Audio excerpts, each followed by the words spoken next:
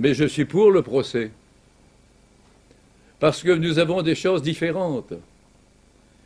Il y a, et c'est dans la presse, les partisans de M. Ouattara se vantaient d'avoir un commando invisible, disait-il, dans certains quartiers d'Abidjan.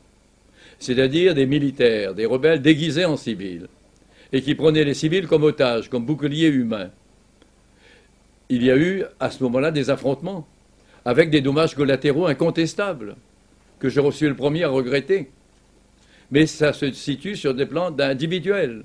Tandis dans le pays d'Adouékoué, ce sont des prisonniers, des hommes, des femmes et des enfants qu'on a assassinés. Là, ce n'est pas au cours de combat. Ce ne sont pas des victimes collatérales.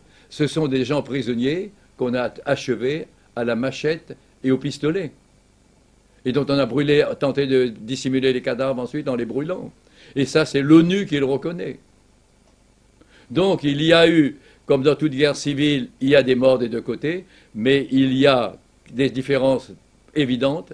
D'un côté, s'il y a eu des civils tués, et c'est incontestable, c'est à la suite d'affrontements avec des militaires déguisés en civils, mais de l'autre côté, c'est un assassinat froid, c'est un crime contre l'humanité.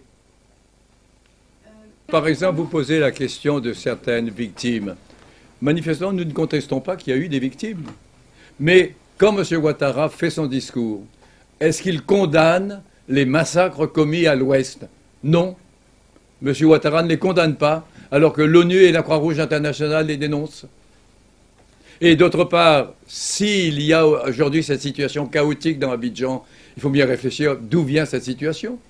Elle vient du jour où les bandes armées de M. Ouattara sont entrées dans la ville. La ville était calme jusque-là. Et ces bandes armées comptaient prendre le pouvoir immédiatement. Et l'opposition de la population le leur a interdit. Alors c'est à ce moment-là que la France coloniale est arrivée jouer son rôle de gendarme colonial, détruire. Elle est venue soi-disant pour protéger les populations. Mais est-ce que c'est protéger les populations que de détruire la présidence de la République? Elle est venue en fait installer M. Ouattara à la place de M. Gbagbo. Et elle s'est comportée comme une puissance coloniale qui dépose un empereur pour mettre un autre à la place.